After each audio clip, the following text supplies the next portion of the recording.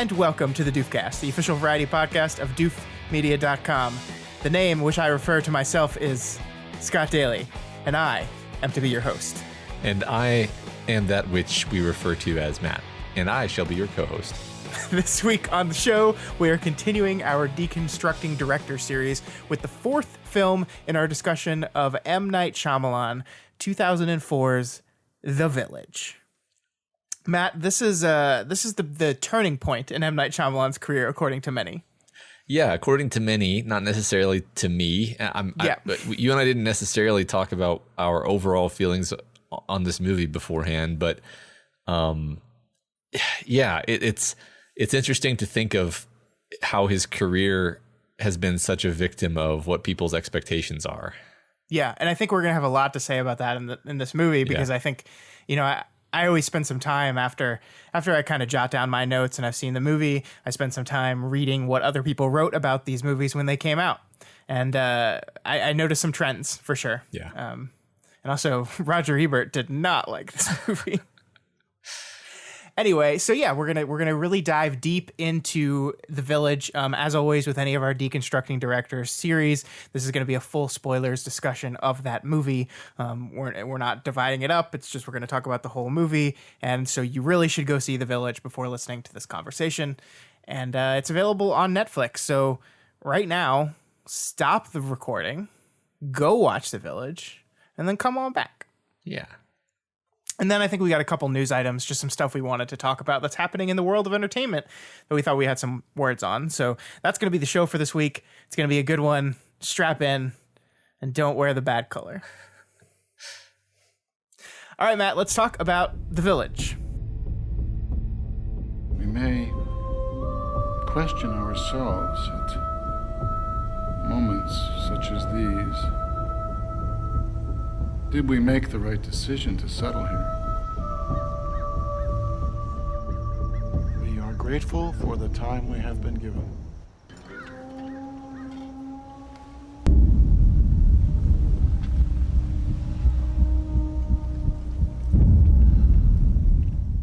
So, what's this movie about?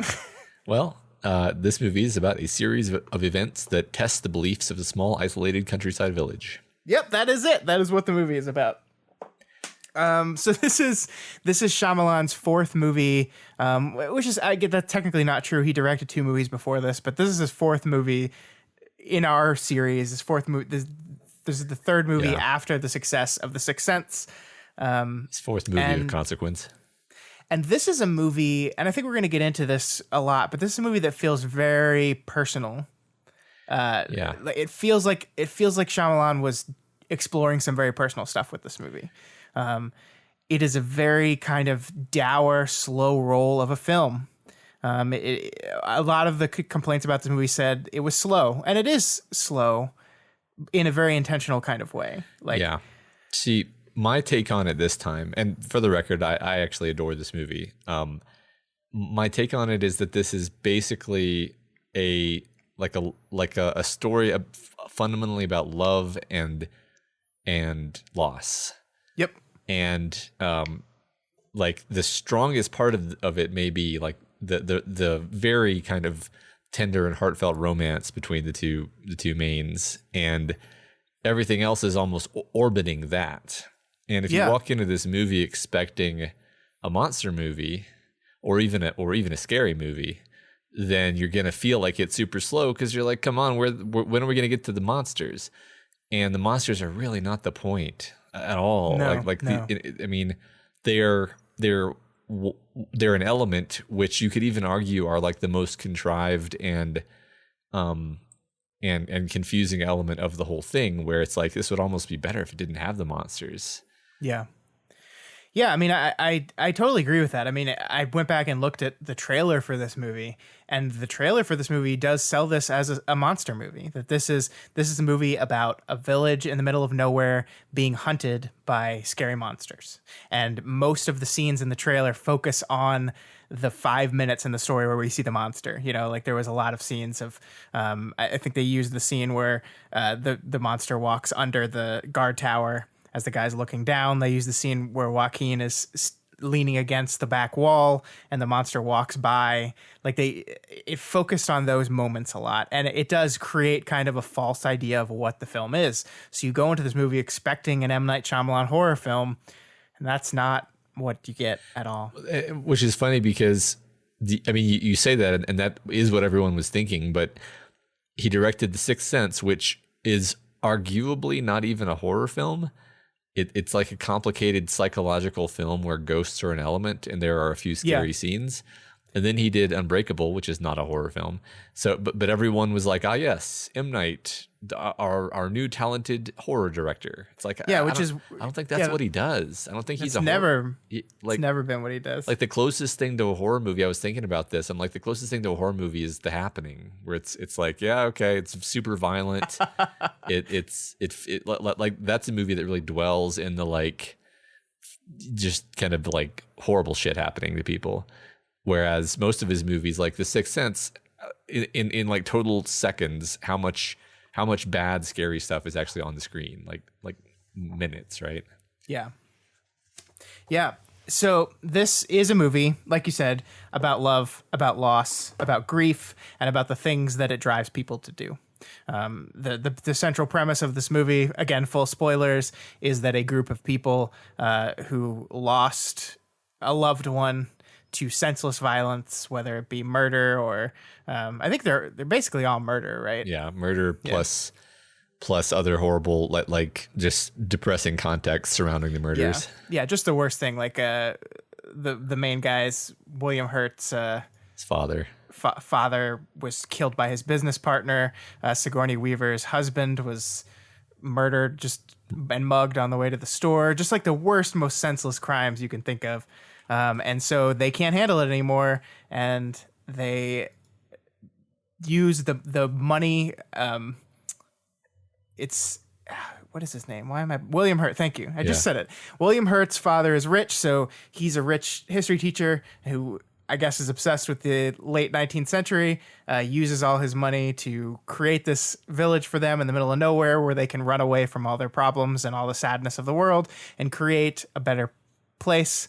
And then we kind of the movie jumps into, we don't know any of this, of course, this is all hidden from us, but the movie jumps into what is presumably 20 years later, more. I mean, I'm not sure how old Joaquin Phoenix's Lucius is supposed to be in this movie. Yeah, that's an interesting mystery because he was clearly born before they left. Right, he's in the photo. Right. So he's one of the older, and it's then you're supposed to guess how old Ivy is and figure out how creepy that whole situation is. But right. I feel like he's supposed to be like 18. Yeah, that's fair. Like that's just either late teens or very early 20s. I think is what I felt. Yeah. And so this is a movie about these guys.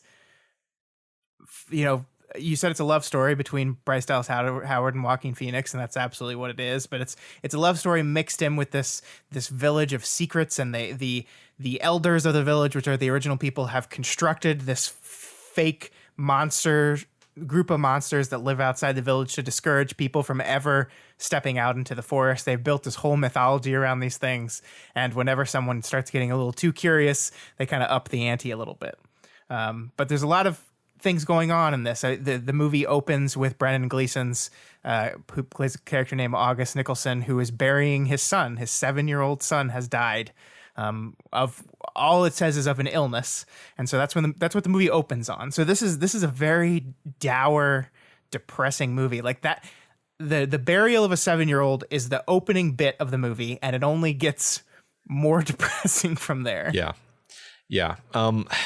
I don't know at what point we should jump into this kind of different take that you and I had watching it this time, but I guess I'll open it up now by mentioning, like, I texted you at one point, or I don't even remember who said what, but it was like these are all horrible people. Like they're all terrible cowards. And one thing I noticed on this viewing is like actually everyone in the movie is being portrayed as just an awful coward aside from the two mains. Basically all of the older generation, they're basically broken by their experiences, and they fled to this place, and they're kind of traumatized to the point where they're doing really insane and ridiculous things to maintain this charade, and it's becoming increasingly questionable whether it was worth it in the first place, because it's not like it's not like people aren't still dying from whatever. In fact, like you said, Brendan Gleeson's, he says his family died here, like, so yeah, all of them. So maybe his son is just the most recent to die. So it's, and we're led to believe, it never comes out and says this specifically, but we're led to believe that this illness was a preventable, curable illness if they had been living in the towns, right? If they had been living in the real world instead of holed up in this village. And that's kind of a through line that's through the entire movie, right? You have Bryce Dallas Howard's Ivy Walker is blind, and she wasn't born blind. She lost her sight slowly, it seems, like she had a degenerative condition. And the implication is that perhaps in modern life, something could have been done about that. Adrian Brody is playing a mentally handicapped guy who is getting no help or support from anyone around him. They have a room that they lock him in when he's getting too rowdy, right? Like they're not supporting or helping this kid at all. And yeah, I mean, I agree with you. That's the thing that was really, that I've seen this movie many times and I've always enjoyed it. But the thing that struck me the most with it was I agree.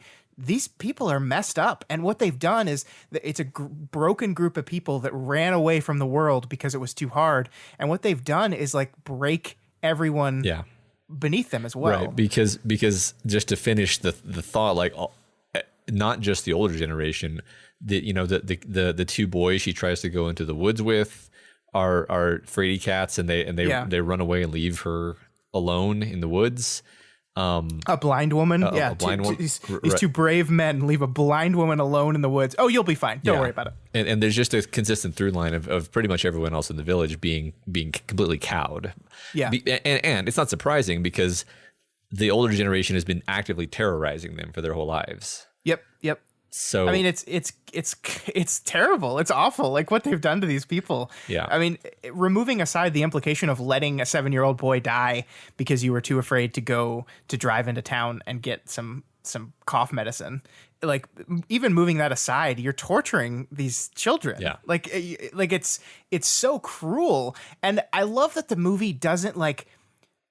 Shyamalan never really preaches here. And I think that's why it wasn't until this viewing that I really got there, is because he never comes out and says, I think these people are terrible. In fact, the movie at times supports their desire to run away from the world. Like the one image of the real world we get is M. Night Shyamalan's character reading a newspaper while listening to the radio, and it's all about death. Yeah. All of it. Like every news article on the newspaper is about murder or war or death. The radio is reading back about a murder. Like it is very clear that yes, the world is a terrible, violent, awful place. But so is the village. Yeah. Right. I mean, this maybe I'm reaching a bit here, but I almost want to say like the thesis is actually you can't run from it. All you can do is do like Joaquin Phoenix and Bryce Dallas Howard's characters, where, I mean, he basically says, he literally says, she asks him, why aren't you afraid like the others, like everyone else, basically. And he says, I don't waste energy thinking about what could happen. I just do what needs to be done. Yeah. And that's his mentality. And she then fully adopts that. And despite being utterly terrified, she saves him. Yeah. And that's the idea, is like, yeah, you're going to be like, if your attitude is not one of what can we do about it, then you are just going to be broken by the world.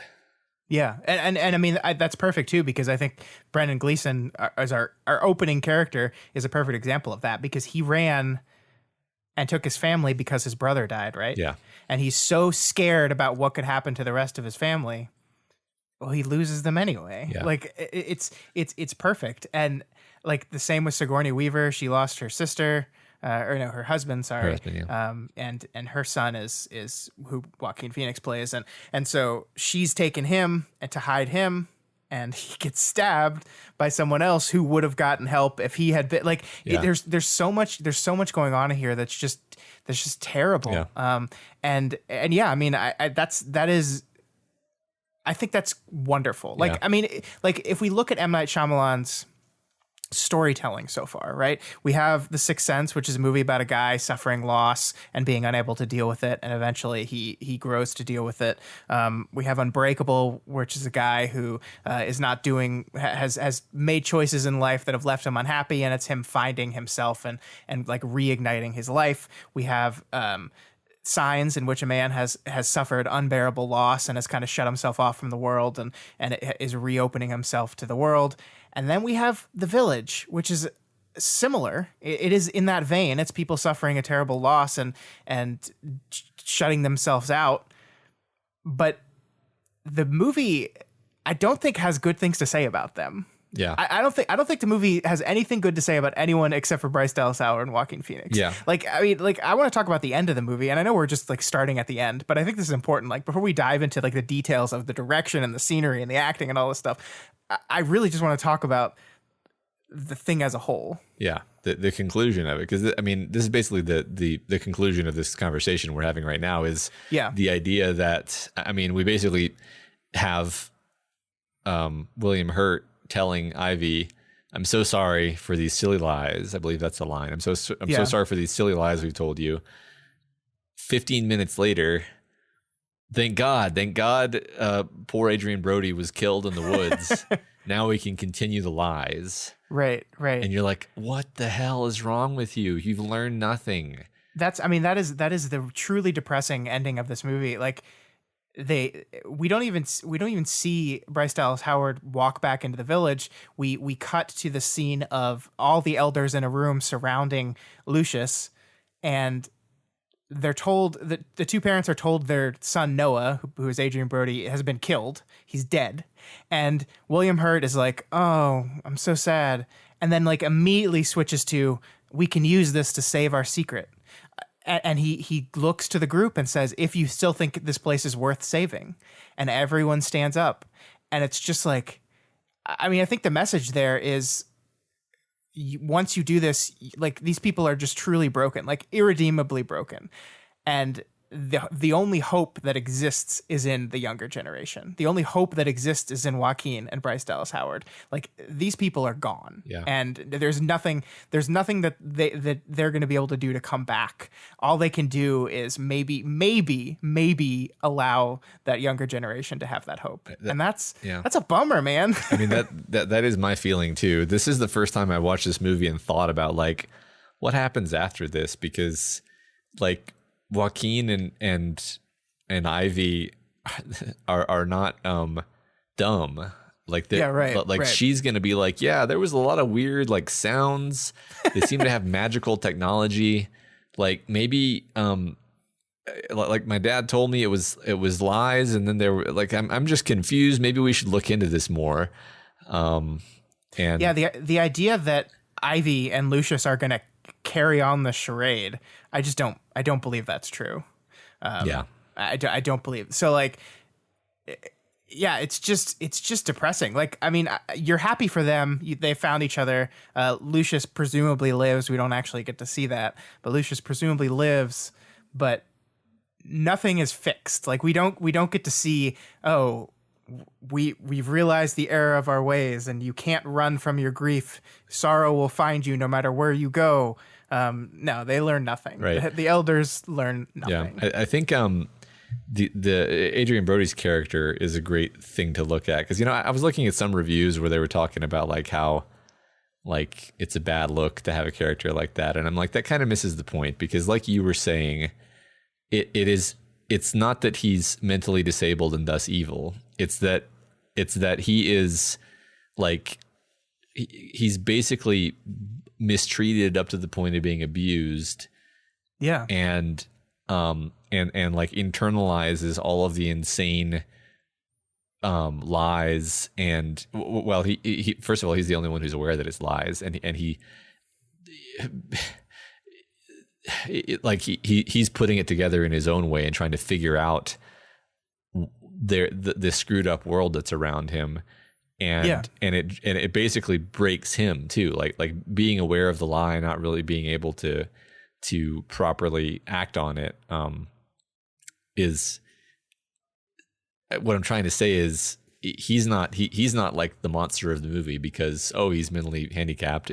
He becomes the monster of the movie because he's the victim of the ridiculous lies and abuse that these older people are perpetrating on the community, and he becomes its like vector, you know.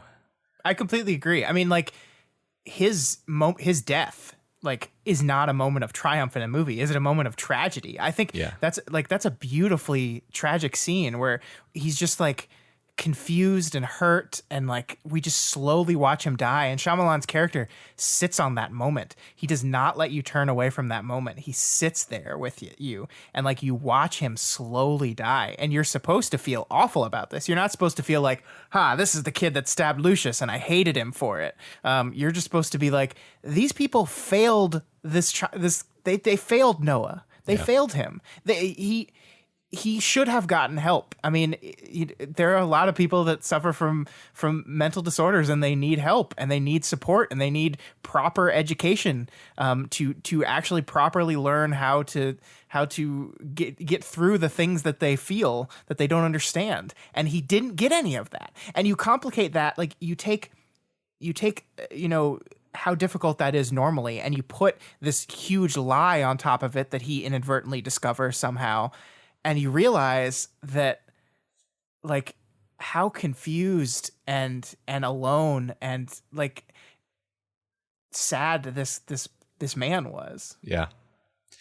I mean, and maybe I'm again like reaching here, but watching the scene with the knowledge of what the context is, it almost seems like he's trying to scare her, but he's not actually trying to hurt her.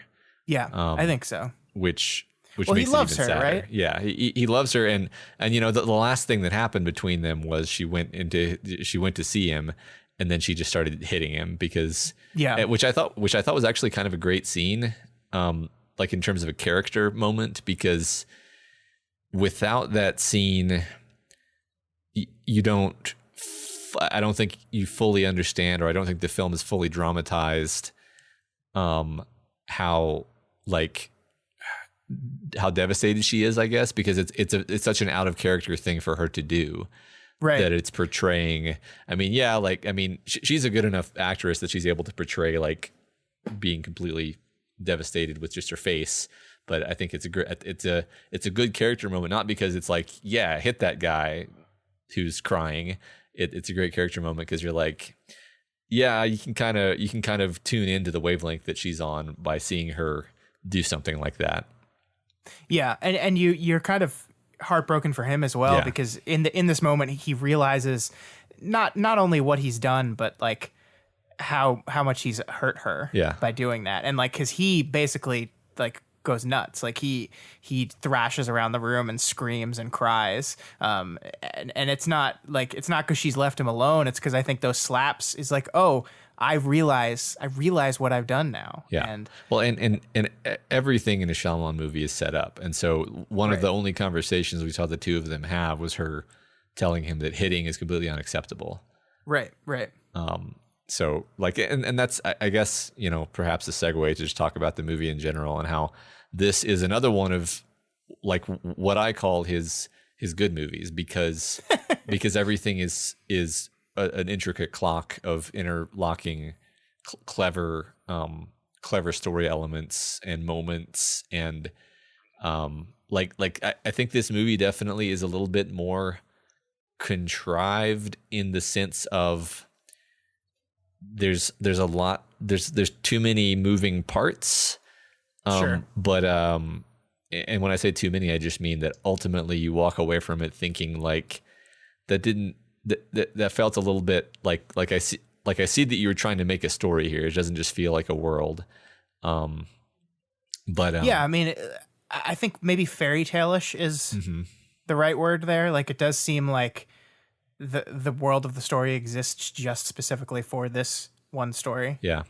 But I think that's intentional. Yeah. And another way of framing it might be to say that I feel like I could explain the plot of Sixth Sense or Unbreakable in a very straightforward way. And in this one, it's like, well, there's like two layers of things happening, but then it's actually about this love story anyway. So like, Yeah. And that's honestly my feeling is like I'm only bothering to explain all this stuff about the people in costumes because that's the motivation for why Ivy has to go on her journey into the woods, and which is to me like the important part of the movie, I guess. Yeah. And I mean, like, I think people, when they think of this movie, it's like, oh, that's the one where the village is actually set in modern times, right? And that's such an unimportant part of the movie. Yeah. Like, I like that, like, I don't think that was, I mean, it was definitely played as a reveal, right? You have the opening of the box and you have the pictures coming out, and that is played as a reveal. It's not a twist. Yeah.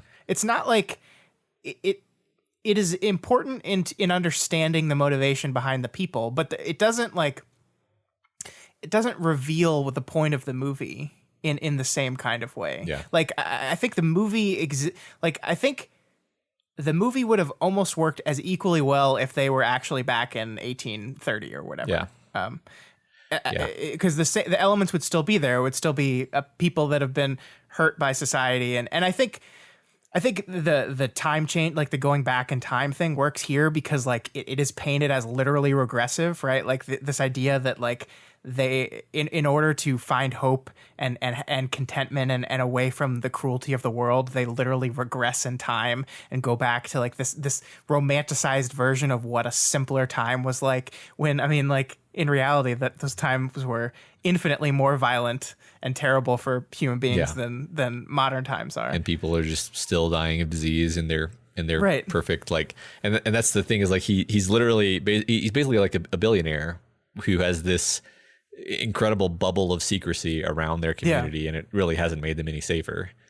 Yeah, I mean, presumably his fortune is just sitting there paying for this. Like, who knows how much money it costs to make the government like make it a no-fly zone every year. Right. Who knows how much money it costs to support this place. Like, think of all the other good things for the world he could be doing with that money, the diseases he could be curing, the people he could be saving, the grieved people that he could be supporting as they work through their grief. No, that we're going to shelter ourselves off. We're going to lock ourselves away in this forest. Yeah. And that's what we're going to do.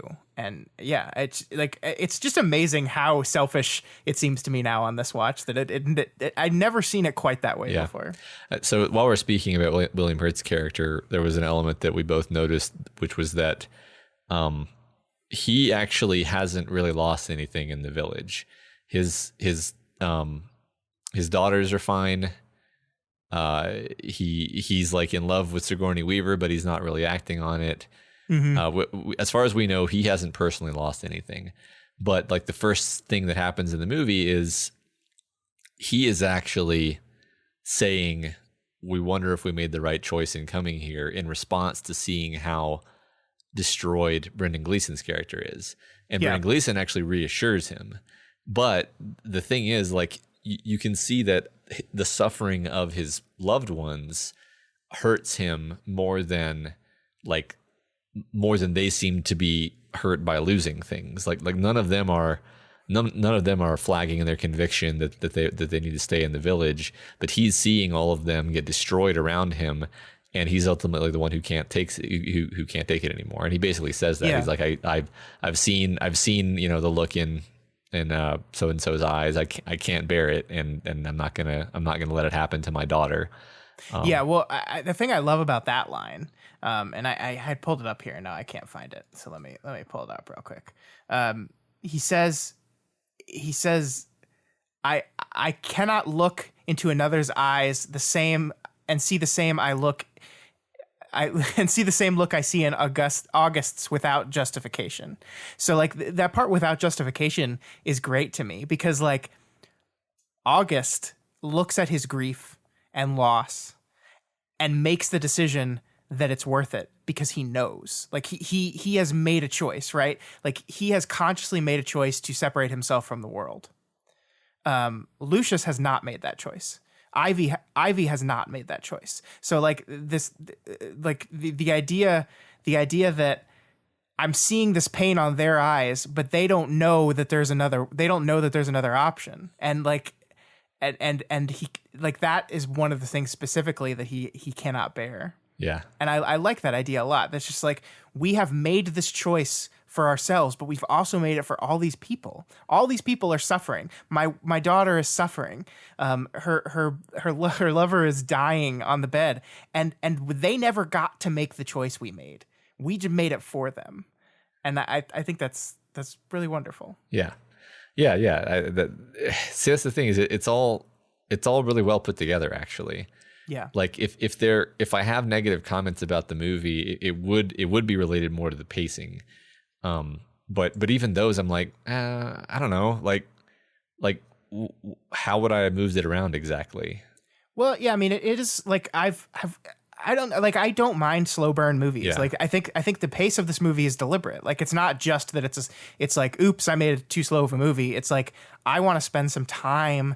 I like Shyamalan chose to spend a lot of time in the village before stuff really starts to go wrong. Yeah. And it does a couple things. It layers on this general air of depression and unease, right? Like even in the moments where people are happy, there's still like this pale of grief over everything. Like I think like there's scenes where like kids are like dancing in a meadow and like a woman's like tending sheep, and the music really helps with this, and that's something the score in this movie is incredible, but the music really helps set this sad tone that even in the moments of happiness there's sadness. And I think it's really important that we live in this village for a while to see what it's like. Yeah. I forget what the line that Joaquin Phoenix says. There are secrets in every corner of the village, what he says. And it's like, it's got to be so confusing for these kids that they know things are being hidden from them. They know something's wrong here beyond just the fact that there's a monster at our doorstep, and they just don't know what it is. Yeah. I thought that his scene with Sigourney Weaver was pretty remarkable because of her like coldness, but not in a way where she's being inhuman. It's just like she's prioritized all the secrets basically higher than her own son's like sanity. Yeah. It's a really amazing scene though. Yeah, I mean, like you're basically gaslighting your entire village, right? Like anytime anyone comes to you with this idea of, I think something's wrong here, and you're like, no, what are you talking about? Like, stop it. Yeah. It's cruel. Like we already talked about this, but it's cruel. Yeah. And yeah. I guess so. Sorry, go ahead. I was just going to say, like, the premise of you've got an isolated village of people who are being hounded by monsters, and then the reveal is that the monsters are actually the elders who are trying to keep the kind of control that they want over the village, is a fantastic concept. It really is. Like it is. Yeah. I think that like the kind of the noise associated with the expectations of the movie maybe distort that fact. Yeah, well, and I think it's Shyamalan like revealing his hand a little bit with that too, that like the "we are the monsters" line is both a good reveal literally, but a perfect figurative reveal as well, you know? Yeah, absolutely. Yeah. So I want to talk about the specifics of the direction a little bit with you, because going into this movie, I was ready to be like, out of the 4 movies we've covered, this is my least favorite. And I still, I go back and forth on whether that's true. I mean, I'm enjoying this conversation with you a lot, so it kind of distorts my feeling of the movie. But all 4 of these movies are very close to me. But I think some of the direction here is the best and most confident M. Night Shyamalan has been in any of these movies. There's certain, like, first of all, there's the cinematography, the colors. Like Shyamalan is so big on color, right? And we have our very specific, like, everything's muted, but we have our very specific reds, and he's used red before. I love that in The Sixth Sense, red was death. Yeah. And in this movie, red is kind of life, right? Yeah. And I think it's great because like it's them shunning any idea of life, like blood, life, living. It's them shunning any and all color, like the safe color being like a muted, like drab, like it's a yellowish brown, like a clay. It's just like the ugliest color ever. I love that choice. I love the decision to do that.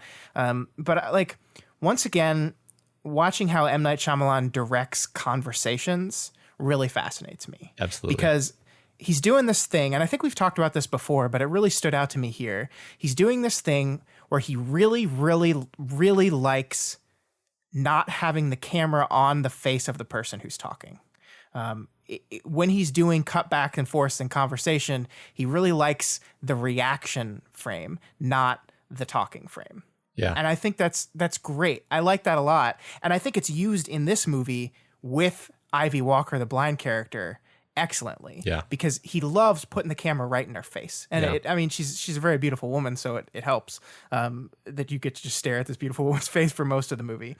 But what it does is it makes you feel blind too, because you can't see anything else but her. Like you can't see the world. Like she's talking to someone and all you can see is her face. Oh, and it's not just conversations. It's like her entire trip through the woods is like that too. Like the moment where she like runs up and hits the ivy wall on the edge of the compound for the first time. Like we're stuck in a close up on her.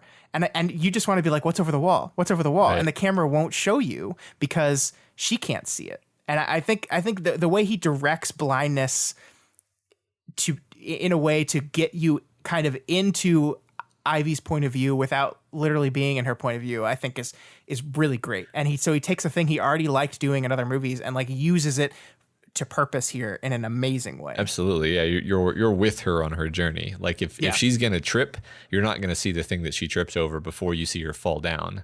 Right. Like you're in the same space of being constantly anxious and uncertain about where you are, where you're going. Like that's another thing the movie does is it never like nods at you and says like, oh, she's, zoom out. Look, she's going the wrong direction. Right. Right. No, like if you find out she's going the wrong direction, it's because she's probably also about to find that out or whatever. Like, yeah. And like the stuff like where, she basically finds her way back to the pit, because of a particular knot on a particular log, which right. like, basically like you're saying, you don't see anything she isn't aware of. Yeah. And it's a lot of the direction is based on touch as well, because she kind of sees through touch a lot. Yeah. And so, like it isn't until she hits the knot on that log that we realize that that's the log. Yeah. It is like, and I'm thinking of the scene where the monsters have come and she's holding her hand out, waiting for Lucius to show up. And the camera just sits there on her hand. Yeah. And in the background, we can see the monster slowly moving towards her. But the in focus in the scene is just her hand. And it's not until Lucius touches her hand that our camera angle shifts, because now they're come in contact. Now we get to see this is Lucius. Now we get to see how he's moving, because now she can see it as well. See it, quote unquote. I just think like details like that. I just like it's excellent. It's excellent control with the camera. It's excellent scene composition. It really makes you feel like it really limits the frame in a realistic way to get you into what living in her life must be like. I just love it. Yeah. Yeah. And I love the story.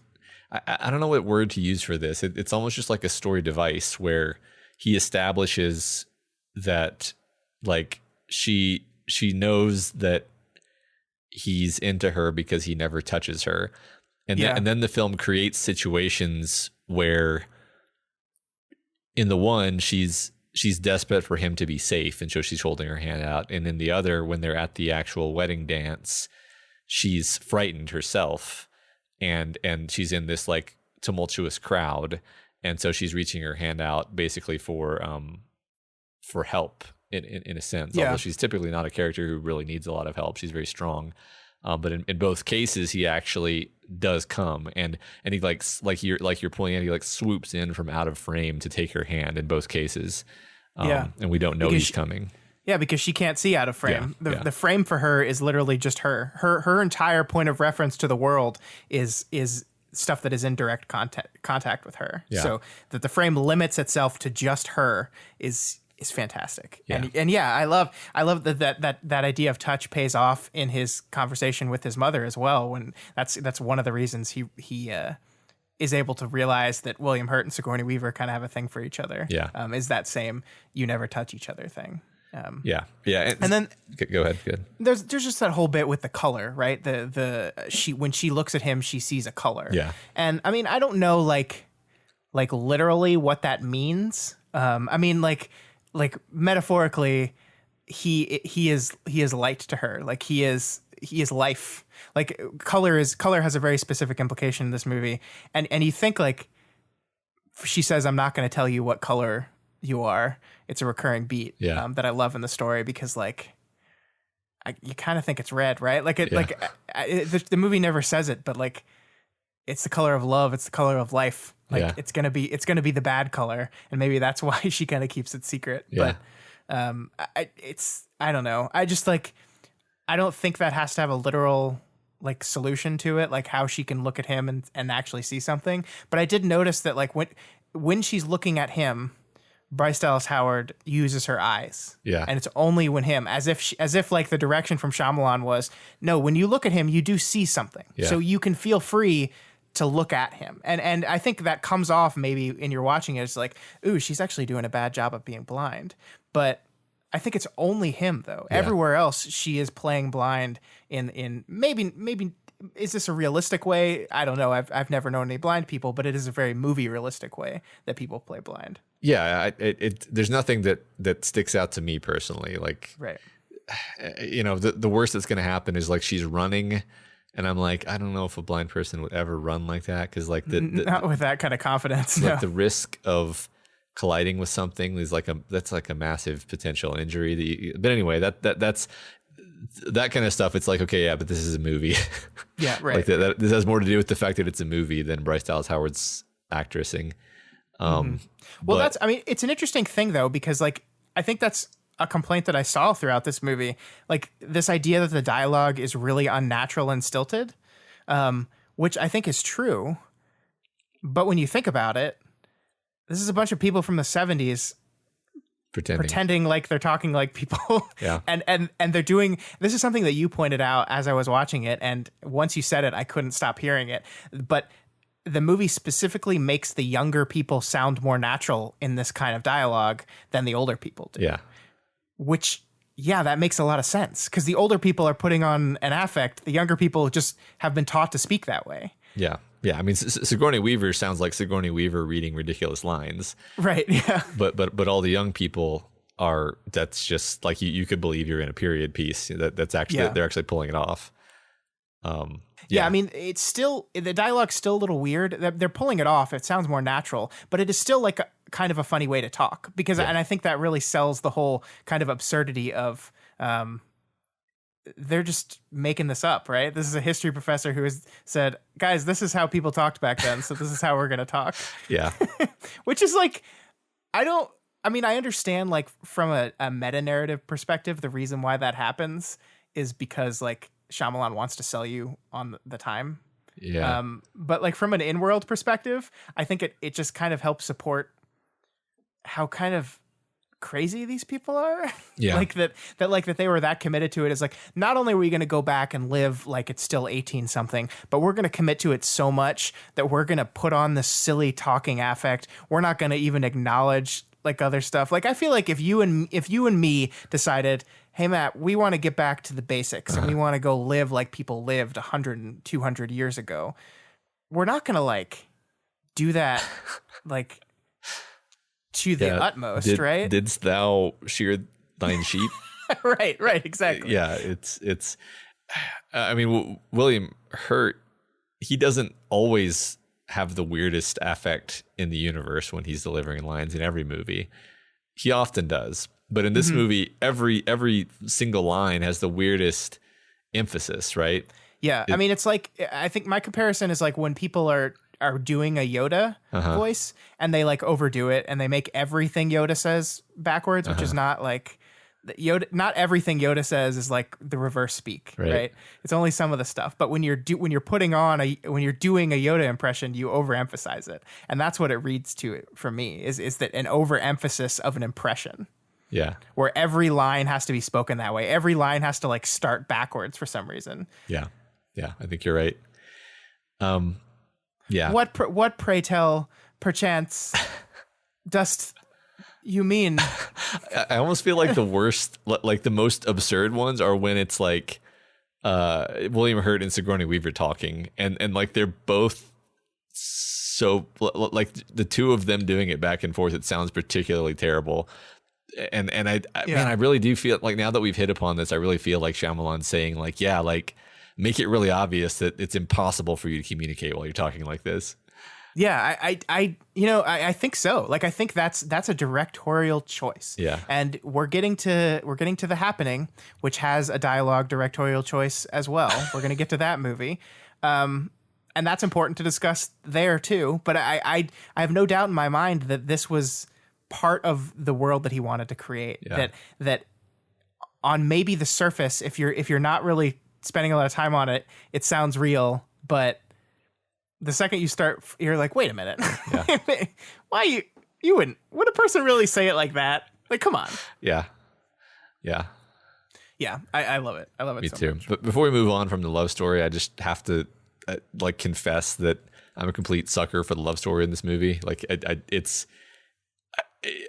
just find it so like wholesome and pure, and it just works on me so well. Like I literally can't think of another movie that is supposed to be a romantic movie where I'm just so like rooting for them, you know? Yeah, that's great. It didn't work quite that way, quite as well on me, but I could see what you mean. I love. Can we just talk like as part? I think talking about Joaquin Phoenix is part and parcel of talking about the love story. Yeah, because he is incredible in like this character that he has created is like weird in just a very specific kind of way. Yeah. Like I love the beat about how he can't just make an announcement to the floor. He has to pre-write it and read it out loud. Right.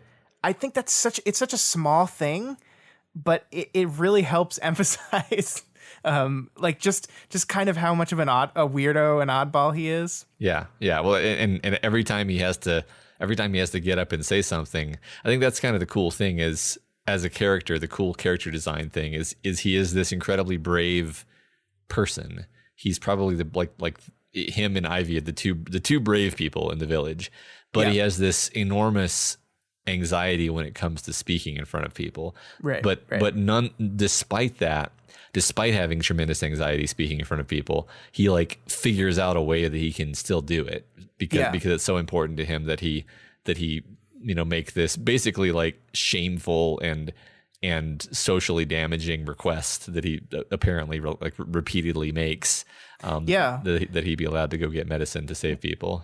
Well, and not just that. When they basically arrange for the monsters to invade the town specifically because of him to stop him, he takes responsibility. And he doesn't read that one aloud because he's so ashamed that he can't even stand up and do it himself. But he writes the note, he delivers the note, he confesses to his crime, and that takes bravery to say when people are looking out there and they're like, they came in here for the first time.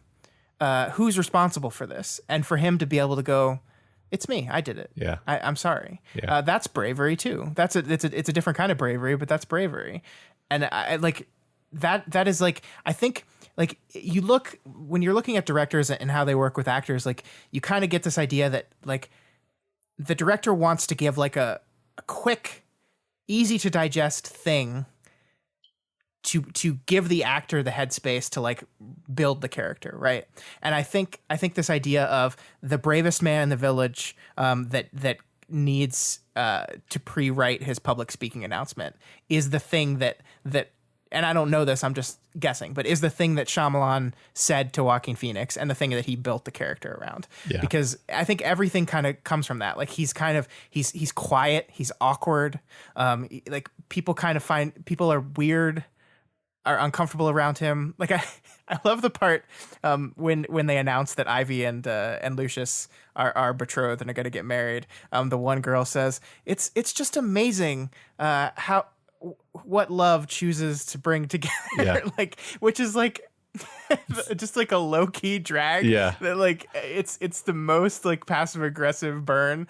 I love it. Like it's very well crafted, right? As kind of a burn, but also it reflects how the village feels about his character. It's true because I mean I agree. I love that because at this point in the movie, you love him and Ivy and don't really care for anyone else a ton. And so the fact that they're throwing shade on their love, you're just like, fuck you, so which I think is the intent. Yeah. So I mean, he's great. I was actually surprised on this rewatch at how early he's stabbed and basically out of the movie.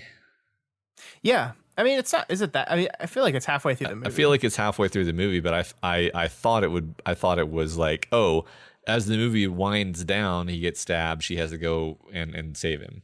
No, it's more like halfway through the movie, and then the whole second half is the revelation of all the secrets, and basically Bryce Dallas Howard is carrying the whole last half of the movie. Yeah, it's really her movie. I think she's billed first, actually, which is crazy. I mean, yes, she's Ron Howard's daughter, but this was really not her first role, but like her first big role. Yeah. I think Shyamalan saw her in a play, and he cast her based off of her performance in a play. Yeah, because he really liked her. I was wondering. I mean, do you know? Because like, there's Shyamalan has this thing where he definitely uses the same actors, but he doesn't use them forever, right? Like he used Bruce Willis for the first two, and then he used Joaquin Phoenix, and then he used Joaquin Phoenix, carried Joaquin Phoenix to this one. And then he used Bryce Dallas Howard in this one, and then Bryce Dallas Howard is going to also star in the next one. Yeah. But then like you don't. He's got like a two per rule. And I guess we're going to see Bruce Willis again eventually. Yes, we will. But I'm failing to think of any other recurrences of these like main folks in his later movies. I don't know. Yeah, I don't know. I don't think so. I think like. I feel like Lady in the Water was written for Bryce Dallas Howard, probably. Yeah. But it's been so long since I've seen that movie, I don't want to say. But, I mean, I think he was definitely impressed with her performance. And you know who else is? Me. Yeah. She's incredible in this movie. Yeah. She's a really underrated performer, I think. Yeah. I think, this movie was not very well received, and therefore I think like her career has not gotten the credit it deserves. But I think she's really fantastic. I think she is. I mean, like as I was watching this movie, I was literally like, wait a minute, is she the one in Jurassic World? Yeah. And it's like, yes, she is. And it's weird that I wouldn't know that because she actually has a very distinctive appearance. And so I'm like, why did I not know that? And it's like, well, because Jurassic World, her character is nothing. That she's given nothing to do to work with. Like it's just like she's got a action, but wearing heels. I get it. I don't know. It's just not a. And also just the fact that I think the way that movie is shot doesn't really give any breathing room to the acting. No. But you know who's her sister in Jurassic World? Who? Judy Greer. Oh, really? Who's, Oh my God, that's a weird. I don't even know if that's a coincidence. I think it is. I think it's just a coincidence. I'd like to imagine that they are actually the same people and that they've left the village. And this basically that's just 10 years later. Her blindness has been cured, and it turns out she just needed contacts. Yeah, and that was it. Yeah. So we talked about her. We talked about him. I'm trying to go through my notes again. Let's talk about you want to talk about the humor a little bit? Yeah. Because I think like we talked about it a little bit, but I think like M. Night Shyamalan doesn't do jokes that often in his movies, but I think when he does, they're really good. Yeah. I mean, my favorite joke in the whole movie is Judy Greer doesn't have a lot to do, but she gives this like rousing speech about love to Lucius, to Joaquin Phoenix's character. And then Shyamalan does this hard cut to her just bawling in bed. Yeah. And it's the funniest part of the movie. Like it's laugh out loud funny because like her thing is so over the top, and like Shyamalan likes to do for most of the scene, you're not actually seeing her. You're just watching Joaquin Phoenix's like very quiet, muted, like indifference to what she's saying. Yeah. And then from there, we cut immediately to her weeping, and don't even need any more words to know exactly how that whole scene went down. Exactly. It's great. I think all of his movies have some humor, right? Yeah. I think you're exactly right that he's not just laying in the jokes, but all of his movies have some humor, and it's always this kind of like wry, you're never going to like bust up laughing at it, but you're definitely gonna like smile, like kind of a twisted half smile of like, I don't know, like I'm remembering in The Sixth Sense, there's some good like lighthearted banter between Cole and Bruce Willis. Yeah, I can't remember his name either. And it's not, again, it's nothing that's going to make you laugh out loud. It's more like you're smiling at you're almost in that movie, you're almost smiling at how dumb it is. And silly, like how silly they're being. And I think like that, yeah, that's more the style that he goes for. And I like it. It works for me. It's more about, I feel like it's more about endearing you to the characters than like making the audience laugh. More the like actual jokes would be at the expense of secondary characters, like at the expense of the shitty little kid in Sixth Sense, or like the kids who are playing the put their back to the forest game in this movie. Yeah, you're right. I think you're absolutely right. Yeah, but it is good. Like some movies need humor, even dour, depressing movies like this one, and he does put it in there a little bit sometimes. Yeah. So. You know, so I was worried that I was gonna like hate this movie, because I've always loved this movie, but I was like, am I gonna rewatch this with my adult eyes? I mean, obviously I was an adult before, but like with my better at thinking about movies eyes, and be like, what was I thinking? And it's like, no, not at all. I like this movie more than I liked it before. Yeah. Well, for me, it doesn't grab my attention in the way that The Sixth Sense grabs my attention. Yeah.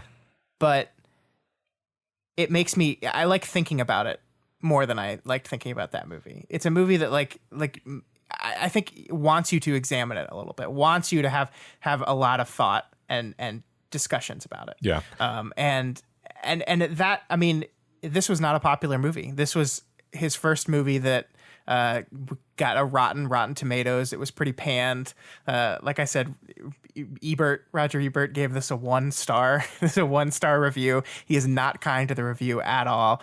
He really rips. I disagree with him in a lot of the stuff, but he really rips it apart. And like it's one of those movies that I think is almost kind of not built to appeal to everyone. Like it's a, like I said, I think it's a very personal movie. I think it's a movie where he's dealing with like the realities of loss in a way that maybe he hasn't before. Like all the other movies end hopeful. Like these characters have found themselves. They found hope and a future.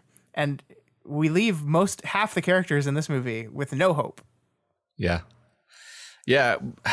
Which is true, but it weirdly took the both of us like many viewings to actually realize that, because I feel like prior to this viewing, I just ended the movie feeling like, yay, she got the antibiotics. Yeah. He's going to be okay. And that's a good question. I mean, is that a failure of the movie? Did the movie fail to really land that point hard enough? I mean, this is a deep philosophical question, because like I think that a lot of what this movie is doing is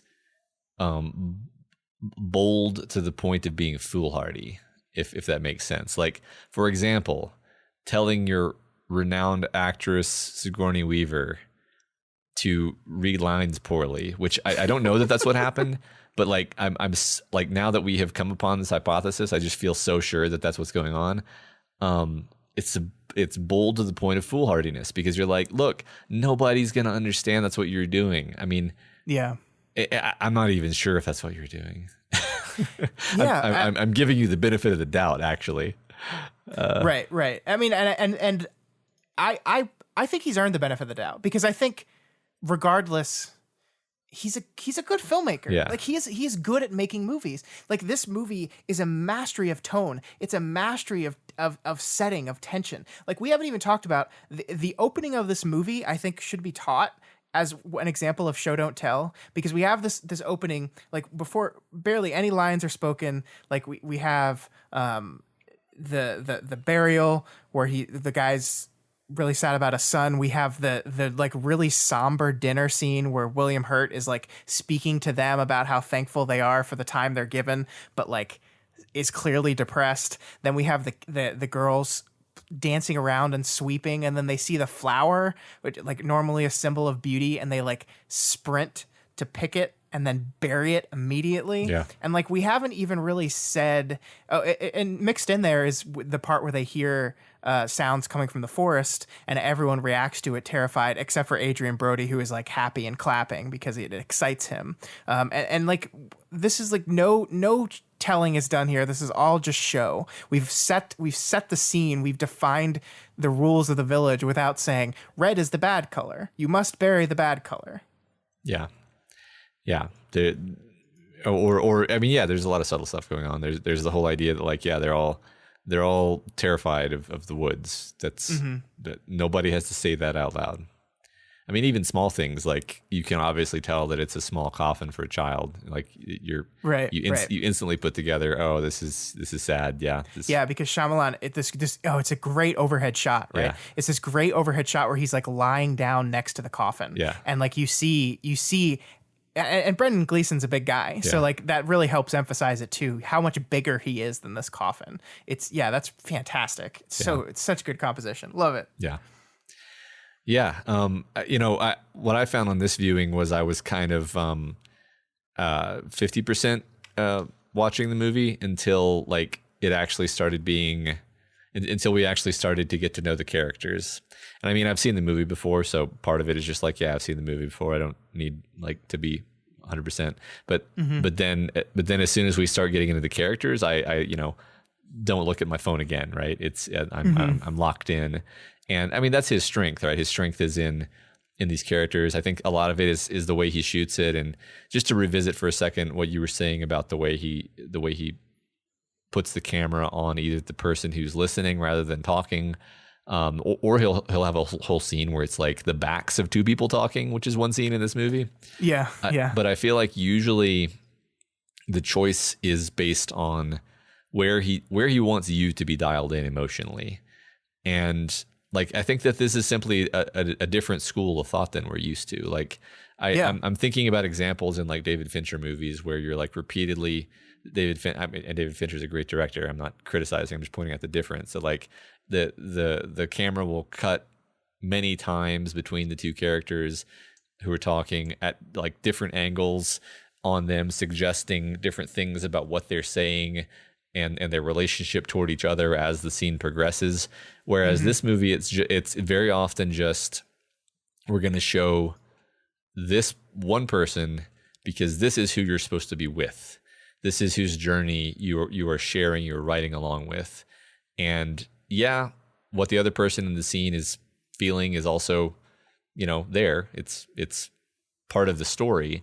But that's not. This is the kind of movie where you are supposed to be locked into one or two characters and you're with them. Yeah, and that's different from you're watching a story being told on the screen. I think you're right, and I think one of the ways that Shyamalan does this in this movie, like it is a bit before we're introduced to our main characters, right? Yeah. Like Ivy is introduced in the Judy Greer crying scene because Lucius has just rejected her. Yeah. And it's a different kind of like it's not like you'd think like your protagonist has like an introductory scene, right? Like you have a scene, here is your protagonist, here's where you're going to meet her, here's her entrance to the story, and this is just kind of an abrupt entrance, but like as soon as she enters the story, the camera goes, "Oh, we're with her now." Yeah. And I think it's a very interesting way of doing it because like that's what I really noticed this time around. The first 10-15 minutes of the story does not really lock in on those characters yet. But once, I think the first time they come together, the story is like, oh, forget all the other stuff. We're here now. Yeah. And that is a different way of doing it. That is it's an interesting way to structure it. And I think it turns a lot of people off because the beginning can be confusing because there's so many characters in this movie and they're all like big name people. So you like don't know like who's this movie about? Is this Judy Greer's movie? Yeah. Because it seems like for a second this is Judy Greer's movie and then it's not. But I think that is an interesting way of doing it. I mean, it works for me, but I definitely can see why that would leave a lot of people like, what? Yeah. Huh? Yeah. It's interesting. I don't remember my first take on this movie. My first reactions. I don't think I liked it very much. The very, very first time I saw it, I don't think I liked it very much. I think, and I think that I don't remember exactly, but I think, and maybe I'm saying that because I think this now, that the scene where William Hurt takes her to the shed where the costume is kept just didn't work nearly as well as, I mean, if we have to compare things in this particular way, didn't work nearly as well as the, Bruce Willis's wife dropping the wedding ring and you feel like you've been punched in the stomach scene. Yeah. Because that scene I do remember working on me exactly as intended. My brain exploded, and it's a perfectly done scene. Whereas this one, it's like you can kind of tell it's just not working. Do you disagree? No, well, I think the problem with it is Shyamalan tries to get too tricky with the intercutting. Yeah. So he does this thing where he introduces the scene. They have their whole conversation outside the shed. Then he opens the door to the shed and leads her in. And we cut to the next day or later that day. And they're already out in the woods. And she's out in the woods with the two other guys talking about the magic rocks. And then right as she's about to be abandoned, right before she dumps out the magic rocks because it was just bullshit, is when we cut back. Now we've gone back in time to that scene. And I think that deflates it a little bit. Yeah. I think he wanted this real moment of them being in the woods, her being abandoned by the other two people, and then we, the audience, realize the lie. But I don't think that was necessary. I agree. I think if he had just carried it through chronologically there, it maybe would have landed better. Yeah. It's just weird and out of time. It's a flash. It's like a structured flashback that doesn't need to be. Just tell us when we're in the middle of that scene. Don't awkwardly cut away from that scene to go to somewhere else, then just to cut back for added emphasis. Yeah. Yeah. I mean, if I had to complain about a part of the movie, yeah, I did not think that worked very well. And I'm not usually one for nitpicking choices on this level, but part of me was just like, why would he take her to the shed? Why couldn't he just tell her? Okay, it's a movie, it's going to be less dramatic to just tell her, but I'm like, yeah, but I don't know if it worked doing it this way. So maybe you should have gone with the less dramatic reveal. Yeah, I mean, the only thing I can think of is that she wouldn't believe it unless she could see it, quote unquote. And that's the thing is I already feel dumb making that complaint because I actually as much as I didn't think it worked overall, I thought the moment where she's walking into the room slowly with her hand out in front of her, and then we only see the claws a fraction of a second before she's about to touch them, which again is us being locked into her sort of perspective. Yep.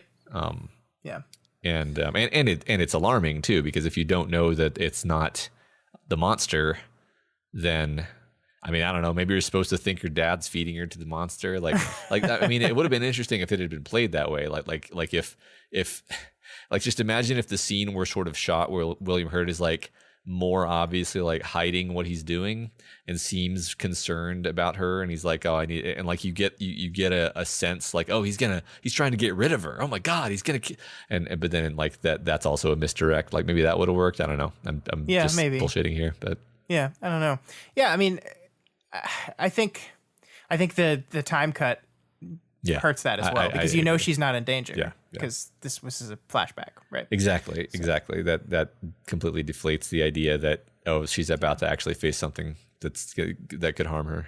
So yeah. All right, one more scene I want to talk about, and then we can wrap up. Sorry, we've been going on for a while. The scene, we haven't talked about the scene where Lucius gets stabbed. Yeah. And I love this scene. Yeah. I think it's beautifully constructed. Once again, we do the Shyamalan thing where he's speaking to Lucius, and we kind of go in Noah's point of view.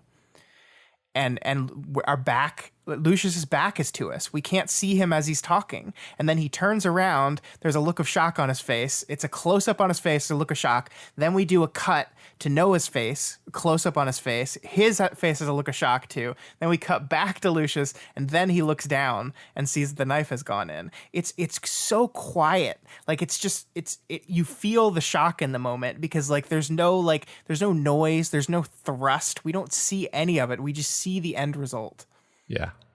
And I love it. Oh God, it's horrible. Yeah. Yeah. It's so good. Like, yeah, I've seen this movie many times, and I was still just like sickened by it, you know, because it's I don't know. There's something about violence done that way. Because like we watch movies, the John Wicks of the world, where it's just like you stick a gun into a guy's head and shoot another guy, and it's just like, but like this is the mundanity, the believability, the like the humanity of it, and just like the decision after he's on the ground, he stabs him again, which is just like horrible, and then the camera is like panning off slowly to the right as if it can't bear to watch. Yeah, and then I loved that. And then it's just like showing like some crap on the floor. It's nothing. Yeah. It's nothing. Yeah. It's just like a leg of a table or something. I forget what. It's like a leg of a furnace. stove. Like, stove. Something like that. Yeah, and it's just nothing. Like it's not looking at anything, but the camera's just like I can't look. It doesn't need right. Because that's what I noticed this time. I was like, it's not showing like some symbol of. It's not showing like I don't know, a flower left there by ivy or something. It's just it's just like gives you a second to be horrified, basically. Yeah, exactly. It's God, it's wonderful. Yeah, I love it. I like this movie so much. I don't understand why people didn't like this movie. Like I get like initial reactions, but I wonder. Like I haven't looked to see like if people have warmed to this movie since their initial bad reactions. I feel like people should revisit this movie. I agree. I do feel like Adrian Brody playing a mentally handicapped person is especially in 2019 a way out for a lot of these people where they can't deal with that. And I get that. I get that complaint. I don't agree with a lot of the specific critique of it, but I get how people can be turned off by that performance because like it is feeding into a stereotype, but I don't think that that's what the movie is saying. Yeah. I think that's a read of the movie that is incorrect. But I can see how people look at that and be like, I don't know. Yeah, but I'm always gonna be like, yeah, but like that's just lazy. That's just an out that absolves you from having to think about what's actually being portrayed because he's totally the victim and right like it's not even ambiguous. This is not a movie where the mentally handicapped person is a monster because he's mentally handicapped. That's not at all. And the thing is, like, you see in the movie, like, we've defined his violent tendencies in the past. Yeah. And the problem with his violent tendencies is nobody is doing anything about it. Yeah. Like Bryce Dallas Howard is the one that has to break up the fight because nobody else is doing anything. And it's just like she's the only one that's even remotely trying to take care of him. Yeah. Yeah. I don't know. See, I've always liked this movie. And the thing is, I think that this kind of fairy tale-ish storytelling, I just automatically like it. Like I've just never been the kind of person who would be like, oh, that was so contrived. Like I'm like, if I've even before I really had like a formal kind of way of talking about it, I was like, of course it's contrived. It's a story. Yeah. And this is at least clever. Like, but yeah, you can't believe that this would really happen. I'm like, it really happen. What? Who cares if it could really happen? It's a story. It's supposed to make you feel things. Like, can you really not enjoy this movie because you can't believe that a rich person could actually create a 19th century village in the woods? Like, yeah, I guess it's implausible if your expectation is that it has to be something that could really happen. I mean, I know I'm kind of ranting here, but like, I feel like this is a lot of people's problems with Shyamalan and storytelling in this regard is an inability to just take the movie at face value and look at what it's doing rather than like trying to fit it into, is this like plausible? Yeah. The worlds he constructs, I don't think are ever supposed to feel real. Yeah. They're supposed to be askew in very specific ways. Yeah. And it's not just that they often have like science fiction or like unusual elements to them, fantasy elements to them. It is they're supposed to feel like weird, like slanted views of everything, and that does turn people off. And I get that. I just enjoy the movie for what it is, I think. Yeah. Me too. And I love this movie, and I hope we keep this rolling, Matt. I hope we keep loving these movies. Yeah, because we are starting to get into the skid part of Shyamalan. A lot of people said it starts here, but I think Lady in the Water is definitely where people are like, uh-oh. Yeah. So. I mean, it's weird. I almost feel like weird because like I love Signs. I love this movie. I think that I still was about as lukewarm about Unbreakable as I was when I saw it originally. Which, I mean, I think you like that movie a lot more than me. So I think on the whole, we balance out in terms of just really loving these first 4 movies in an average sense. But yeah, it'll be interesting. I'm very curious to see what happens next. Yeah, well, we will find out in a few weeks when we cover Lady in the Water, the next movie in the Deconstructing Shyamalan series. But go see The Village. Go watch it again. If you haven't seen The Village in a while, go watch it again. I promise you'll enjoy it. Yeah. All right, Matt. Before we go, there's just been some news in the world of entertainment, and it's stuff. We call this section Stuff Scott and Matt like that they're making new things on, and we want to talk about them. It's the official name of the section. First up, we talked about Star Trek a couple weeks ago with the new Picard series that's coming out, but it looks like Quentin Tarantino's Star Trek movie might actually happen. So this is technically old news. I think it was announced in 2017 that Quentin Tarantino wants to make a Star Trek movie, but it came back in the news this week, probably because he's doing press for Once Upon a Time in Hollywood, and people asked him about it, and he said, yeah, I still definitely want to do that. And it seems like the studio is still receptive to having him make that. Doesn't necessarily mean it's going to happen, but it might. And it's going to be, the big question was, will it be rated R? And he's like, oh, hell yeah, it's going to be rated R. It's Quentin Tarantino. So here's my question for you. I like Quentin Tarantino.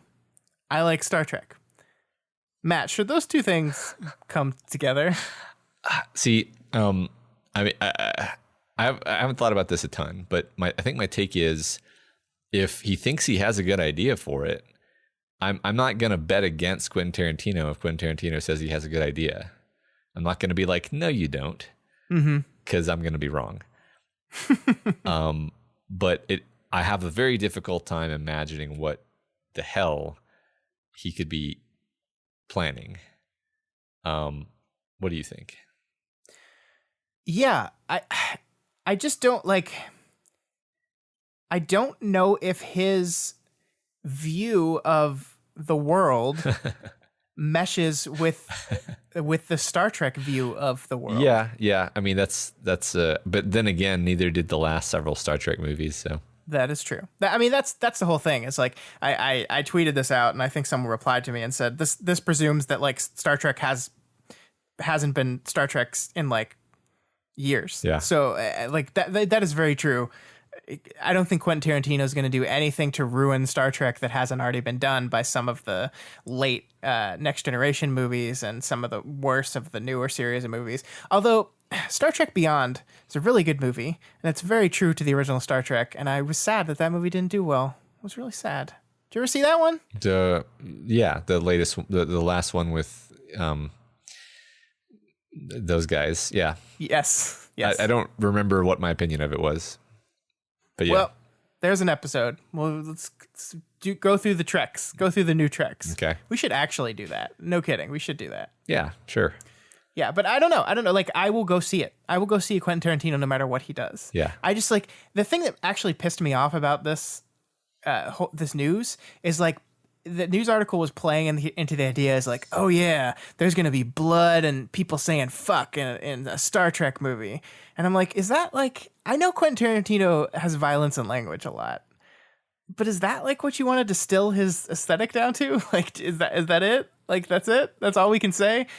Like, I don't know. It pissed me off that that's the angle we took on this news. Yeah. Like, my thing is not that I don't want someone in Star Trek to say fuck.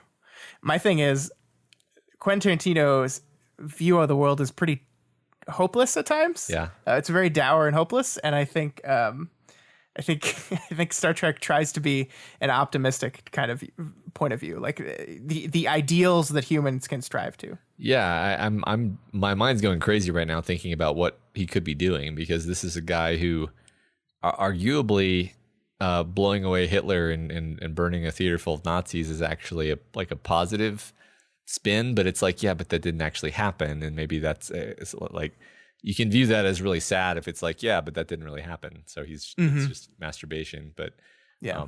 And my other thought is like, you can get an R rating with like just sex too, like it doesn't have to be Sure.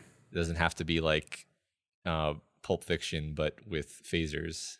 Like that's not. Yeah. I don't think. Finally, what we've always wanted. Yeah. To see Kirk fucking. Yeah. Right. I don't know. I'm really curious. I'm definitely not going to do that thing where I'm like, I don't know, because it's like, come on, seriously, it's Quentin Tarantino. He'll figure it out. He'll make it work. All right. Well, there we go. That's a lot more positive than I was thinking. So great. All right, Matt. I think your thing was the next one. So do you want to talk to me about what's going on in the world of Dune? Yeah, I mean, very briefly. I'm not going to give the full current events on things. The movie appears to be chugging along well with its incredibly star-studded cast. Yeah, but they've said one of two movies. Yeah, well, which I think they're definitely splitting the first book into two movies. That's true. Yes. But the new news is that they're going to be making a Dune TV show. And I'm not sure at what stage of development this is. I'm not sure if this is one of those things where somebody was like, yeah, sure. Or if this is like, yeah, we're definitely funding this and it's happening and we're casting people. I don't know. But the idea is basically, I think it's called something like Dune Sisterhood, something along those lines. Yeah. And it's basically about the Bene Gesserit, which actually, before I heard that, I was just confused because I was like, what could this even be about? And then you say it's the Bene Gesserit, then I'm like, I get it. This is like, I don't want to, I feel like it would be a terrible mistake, but I'm going to say it anyway, that it's like, oh, it's Game of Thrones, but Dune. That's exactly what I thought. It's like, but I think it's going to make Game of Thrones look like child's play. Like, I feel like the Bene Gesserit are like political scheming on overdrive. Yeah. Yes, so I mean, it's got the sex, it's got the manipulation and the lying and the dynasties, the feudalism, but it's sci-fi, and there's giant sandworms, and there's going to be knife fights, and there's going to be battles, and I'm sure we're going to have some awesome characters, and I'm also someone who's kind of been obsessed with the concept of the Bene Gesserit for most of my life. I think it's an extremely rich concept. And the idea of doing a TV show where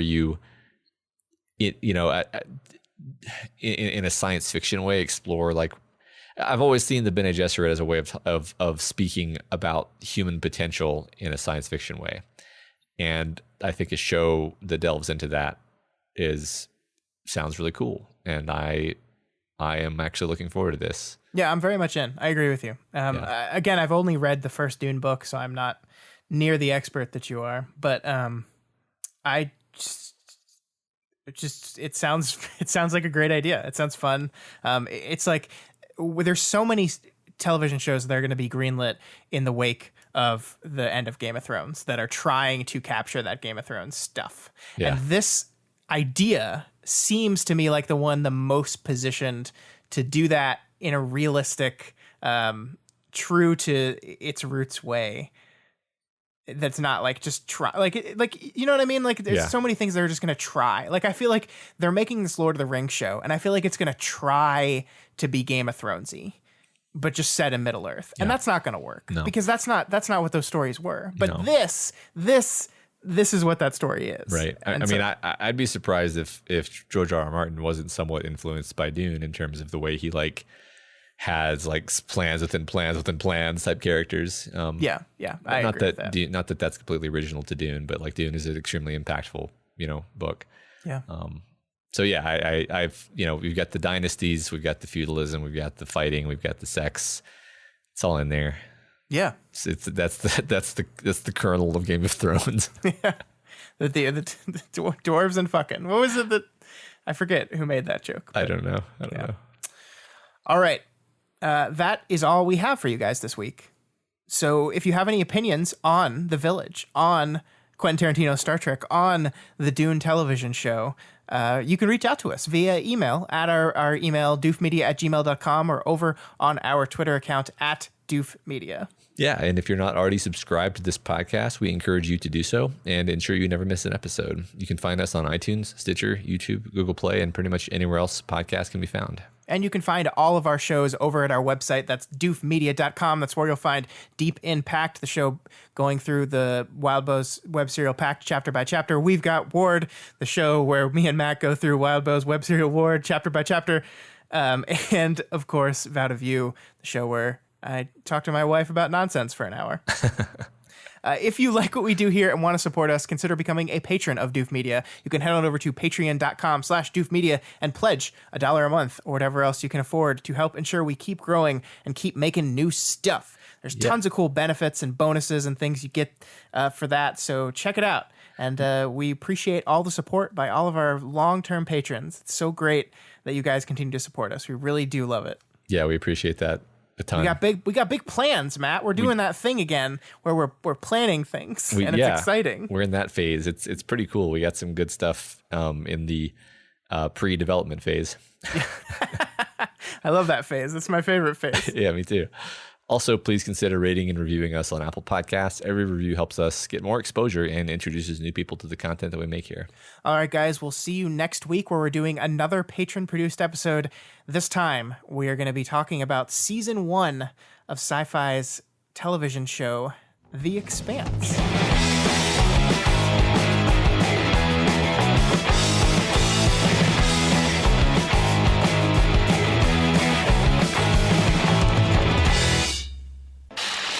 My name is Doof, and you'll do what I say. My name is Doof, and you'll do what I say.